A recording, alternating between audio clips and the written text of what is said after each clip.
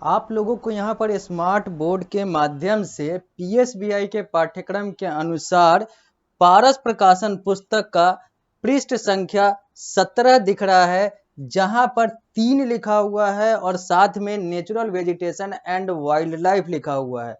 यह एक अध्याय है, यानी कि तीसरा अध्याय है, जहां पर आप लोगों को natural vegetation and wild life यानी कि प्राकृतिक वनस्पति और वन्य जीवन के बारे में पढ़ना है। और यह जो तीसरा अध्याय है, यह आप लोगों के कक्षा 8 में आने वाले सामाजिक विज्ञान के तहत भूगोल के अंतर्गत है। और इस अध्याय की शुरुआत मैंने यानी कि दमोही श्रीवास्तव ने पहले कर रखी है, यानी कि हम लोग इस अध्याय की शुरुआत कर रखे हैं और अब हम लोग इस अध्याय को इस कक्षा के माध्यम से आगे बढ़ाएंगे। और मैं आप लोगों का सामाजिक विज्ञान शिक्षक इस अध्याय को इस कक्षा में पूर्ण करूंगा, पूरा करूंगा, समाप्त करूंगा, यानी कि यह कक्षा इस अध्याय का अंतिम कक्षा होगा। और अभी हम लोग पृष्ठ संख्या 19 पे हैं और यही पृष्ठ संख्या 19 से आगे हम लोग बढ़ेंगे और इस अध्याय को पूर्ण रूप से समाप्त करेंगे।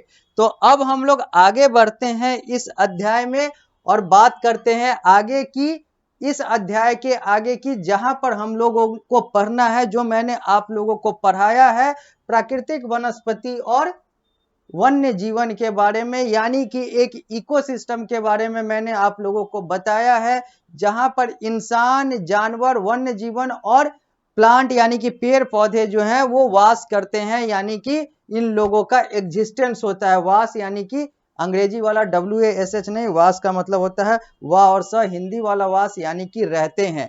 तो अब हम लोग आगे बढ़ते हैं, जहां पर हम लोग पिछली कक्षा में रुके थे उससे आगे बढ़ते हुए बात करते हैं इस अध्याय के आगे की, जो हम लोग पीएसबीआई यानी कि public school board of India के पाठ्यक्रम और पारस प्रकाशन पुस्तक के अनुसार कर रहे हैं। लिखा हुआ है, people must be well aware of the significance of flora and fauna. जो लोग हैं वो बहुत अच्छे तरीके से जानते हैं, जागरूक हैं, या फिर उनको जानकारी है कि फ्लोरा और फौना यानी कि प्लांट लाइफ और एनिमल लाइफ का क्या इंपॉर्टेंस है, क्या सिग्निफिकेंस है, क्या वास्तविकता है, क्या महत्वपूर्णता है।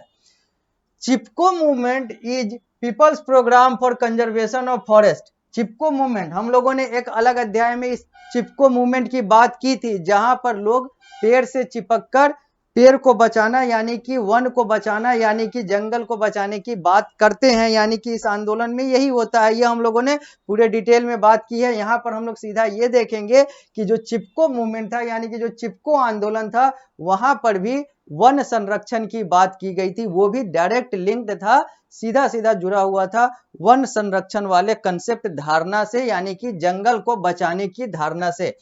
Media people must come forward for the protection of flora and fauna.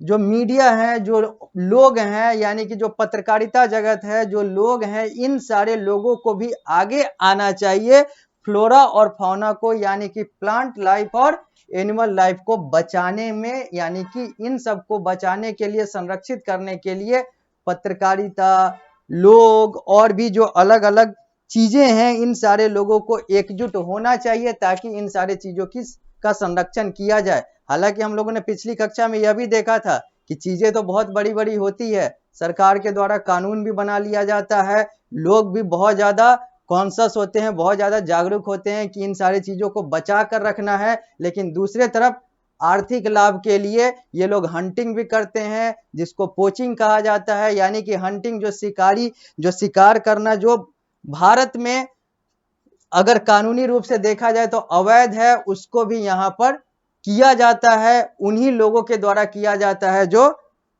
पीठ पीछे या फिर बाद में इसी चीज का विरोध भी करते हैं। तो चीजें तो बहुत सारी हैं, कागज पर बहुत सारी चीजें दिखती है संरक्षण की, लेकिन वह वास्तविकता में आते आते दम तोड़ जाती है। Special projects like the Project Tiger, Project Rhino and Project Elephant have been taken up toward the conservation of species.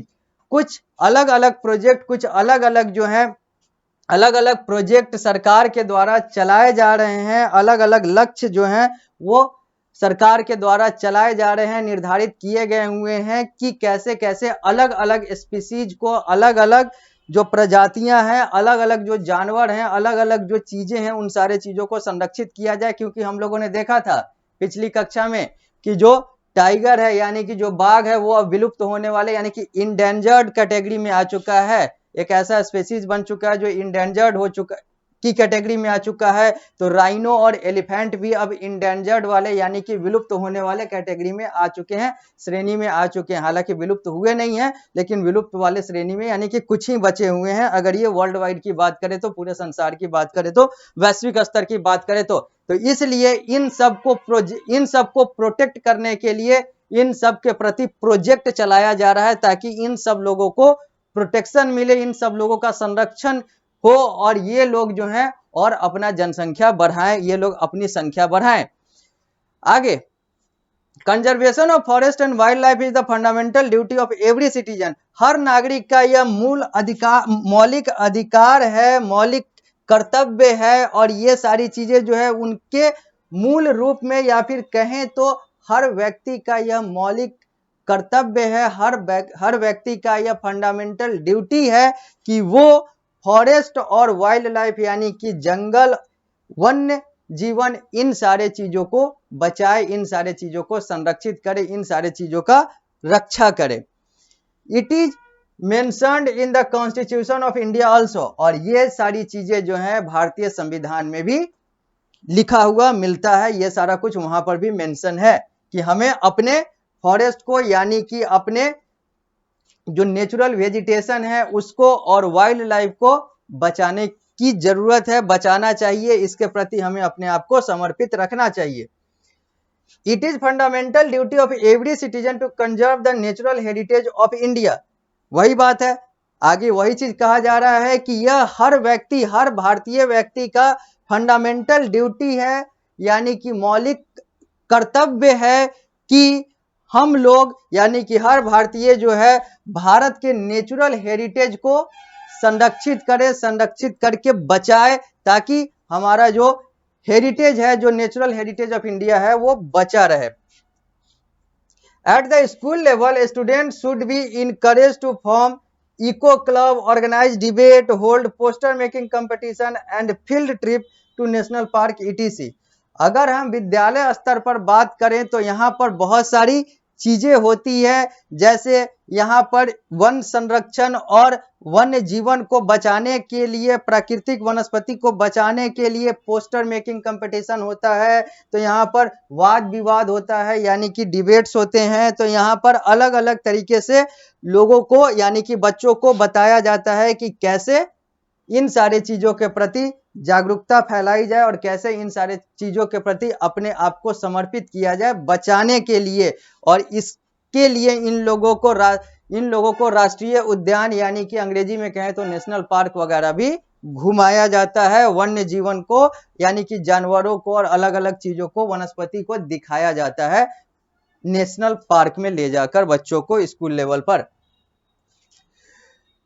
Student should be actively involve in the plantation programme. पेड़ पौधा वृक्षारोपण, ये सारी चीजें जो हैं इसमें भी विद्यार्थियों को इन्वॉल्व किया जाता है। आप लोग भी उसी लेवल पर हैं, अभी आप लोग कक्षा 8 में हैं, आप लोग भी स्कूल वाले कैटेगरी में, श्रेणी में आते हैं। आप लोग भी अभी स्टार्टिंग फेज वाले स्टूडेंट हैं, विद्यार्थी हैं, तो आप लोग भी इन सारे चीजों से जुड़े हुए हैं। आप लोगों को भी अलग अलग राष्ट्रीय उद्यान या फिर अगल बगल के उद्यान में ले जाया जाता होगा या ले जाया जाएगा और बताया जाएगा कि कैसे कैसे ये सारी चीजें जो हैं ये हम लोगों के लिए महत्वपूर्ण है। It will create awareness among them about the environment and conservation of nature. और यह आप लोगों में यानी कि विद्यार्थियों में इन्वायरमेंट के प्रति यानी कि वातावरण के प्रति और प्रकृति के प्रति और प्रकृति को बचाने और वातावरण को बचाने के प्रति जागरूकता पैदा करने का कार्य करता है विद्यार्थियों में यानी कि आप लोगों में। ये है इंडियन, यहाँ पे ये है एक चित्र जहां पर भारत का मानचित्र दिया गया हुआ है, भारत का मैप दिया गया हुआ है और यहाँ पर यह इस मैप में दिखाया गया है कि हमारे पास कहाँ और कौन कौन से वाइल्ड लाइफ सेंचुरीज हैं, यहाँ पर कौन कौन से अभयारण्य हैं जहां पर वन्य जीवन पाए जाते हैं। वन्य जीवन के अभयारण्य जो हैं ये यहाँ पर हैं, जो इस चित्र के माध्यम से आप लोग देख सकते हैं। आप अपने पुस्तक में भी देख सकते हैं इन सारी चीजों को पृष्ठ संख्या 19 पर। इसी के साथ यह अध्याय जो है यह समाप्त होता है। अब हम लोग इस 7 बिंदु के साथ इस पूरे अध्याय को, जो मैंने अलग अलग कक्षा के माध्यम से इस अध्याय को किया है, इन 7 बिंदु में एक साथ हम लोग समाप्त करेंगे, रिकॉल करेंगे, क्विक रिकॉल करेंगे और एक साथ इस पूरे अध्याय को देखेंगे इन 7 बिंदुओं में। पहला बिंदु कह रहा है natural vegetation grow under natural condition. जो नेचुरल वेजिटेशन है, जो प्राकृतिक वनस्पति है, वो प्राकृतिक अवस्था में, प्राकृतिक इन्वायरमेंट में, प्राकृतिक कंडीशन में ही जन्म लेता है, एग्जिस्ट करता है, पैदा होता है। Forest are natural home of animal. Forest जो है, जो जंगल जो है, वो जानवरों के लिए प्राकृतिक घर है।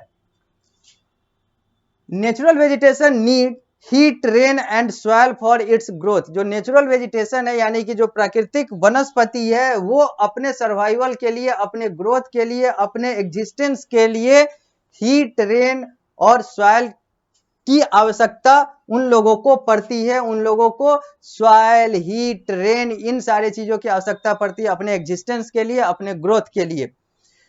There are different type of rain forest. Rain forest जो है वो अलग अलग प्रकार के होते हैं। We get a lot of thing from vegetation. Vegetation से हम लोग बहुत प्रकार की चीजें प्राप्त करते हैं। ये सारी बातें हम लोगों ने अलग अलग कक्षा के माध्यम से इस अध्याय में किया है। Van Mahotsav held to encourage people for conservation of plant. Plant के संरक्षण, प्लांट के कंजर्वेशन यानी कि पेड़ पौधे के संरक्षण के लिए वन महोत्सव जैसे प्रोग्राम किए जाते हैं। Government has set up national park, biosphere reserve and wild life sanctuary to protect the flora and fauna. सरकार के द्वारा फ्लोरा और फौना यानी कि प्लांट लाइफ और एनिमल लाइफ को बचाने के लिए, संरक्षित करने के लिए, प्रोटेक्ट करने के लिए नेशनल पार्क, बायोस्फीयर रिजर्व और वाइल्ड लाइफ सेंचुरी जैसे अलग अलग चीजें बनाई गई है और बनाए जाते रहे हैं और बनाए जाते रहेंगे। अब हम लोग आते हैं एक्सरसाइज पर, यानी कि अब प्रश्न की बारी है। यहाँ पर आपसे कुछ प्रश्न पूछे गए हुए हैं जिसके आप लोगों को उत्तर देने हैं। यहाँ पर ऑब्जेक्टिव टाइप प्रश्न भी है, तो यहाँ पर आप लोगों को सब्जेक्टिव टाइप प्रश्न भी करने हैं, पूछे गए हुए हैं। पृष्ठ संख्या ये है आप लोगों का 20, जो कि सामने स्मार्ट बोर्ड के माध्यम से पारस प्रकाशन पुस्तक का डिजिटल फॉर्मेट दिख रहा है। यह आप अपने पुस्तक में भी देख सकते हैं पृष्ठ संख्या 20 पर। तो पहले है चूज करेक्ट ऑप्शन, यानी कि यहाँ पर मल्टीपल चॉइस क्वेश्चन पूछे गए हुए हैं। 5 प्रश्न है, पांचों प्रश्न के 4-4 विकल्प हैं। आपको हर प्रश्न पढ़ना है, उनके 4 विकल्प देखने हैं, जो आपको सही लगे उसको टिक आउट कर देना है। फिल इन दी ब्लैंक्स में भी 5 प्रश्न है, रिक्त स्थान की पूर्ति करनी है। यहाँ पर 5 प्रश्न है, यहाँ पर पांचों प्रश्न में कुछ जगहें खाली हैं, कुछ जगहें रिक्त हैं, कुछ स्थान खाली है, रिक्त है, इसको आपको फिल करना है, स्टेटमेंट को पढ़ना है, वाक्य को पढ़ना है और उत्तर देना है। जबकि ट्रू और फॉल्स वाले में जो 5 प्रश्न है, पृष्ठ संख्या 20 से पृष्ठ संख्या 21 की तरफ आते हैं, तो ट्रू और फॉल्स में 5 प्रश्न है। इस 5 प्रश्न को आपको अलग अलग पढ़ना है और बताना है कि कौन सही है, कौन गलत है। सारे सही है तो सारे सही, सारे गलत है तो सारे गलत। अगर कोई सही है, कोई गलत है, तो वैसे आप लोगों को लिखना है। जो ट्रू है वो ट्रू, जो सही है वो ट्रू, जो गलत है वो फॉल्स। पृष्ठ संख्या हम लोग 21 पर हैं। अब यहाँ पर लिखा हुआ है very short answer type question. यहाँ पर 4 प्रश्न पूछे गए हुए हैं और इन सब के उत्तर एक एक वाक्य में आप लोगों को देने हैं। जबकि शॉर्ट आंसर टाइप क्वेश्चन के जो 4 प्रश्न आप लोगों को दिख रहे हैं, इसके उत्तर 2 से 3 वाक्य में देना है। और जो लॉन्ग आंसर टाइप क्वेश्चन है, यहाँ पर 5 प्रश्न है और इन पांचों प्रश्न के उत्तर आप लोगों को अलग अलग एक एक अनुच्छेद में देना है, यानी कि 5 से 6 वाक्य में देना है। इसके बाद आता है आप लोगों के सामने 4 क्रिएटिव एक्टिविटी वाले क्वेश्चन, यानी कि कुछ ऐसे रचनात्मक कार्य दिए गए हुए हैं जो आप लोगों को करना है। पृष्ठ संख्या 21 पर ही है, इसको करना है। अगर कहीं पर भी कोई समस्या आता है एक्सरसाइज करने में, यानी कि जो ऑब्जेक्टिव टाइप क्वेश्चन है, जो सब्जेक्टिव टाइप क्वेश्चन है, या फिर क्रिएटिव एक्टिविटी को करने में अगर कहीं पर भी कोई समस्या आप लोगों को आता है, तो आप मुझसे प्रश्न पूछ सकते हैं। और अगर इस अध्याय में जो मैंने आप लोगों को पढ़ाया, अगर कहीं पर भी कोई भी समस्या है, कोई भी परेशानी है, कोई भी अगर चीजें समझ में नहीं आई है, कोई भी टॉपिक समझ में नहीं आया है, तो आप मुझसे पूछ सकते हैं। इसके अलावा मैंने अभी तक आप लोगों को जितना भी पढ़ाया है अलग अलग अध्याय में, कहीं से भी कोई भी समस्या होगा आप मुझसे पूछ सकते हैं। अब हम लोग मिलते हैं अगली कक्षा में, जहां पर हम लोग शुरू करेंगे एक नया अध्याय।